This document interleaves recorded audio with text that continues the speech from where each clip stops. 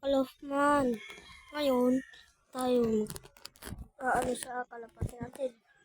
So, andun sila ngayon. Pagdami dito, lamig. Oh, sabihin nga nga, kalapati po, puno. Ganda.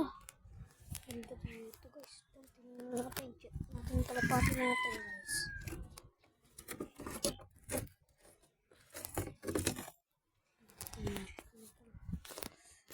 Dito, so ito, ano na pag natin.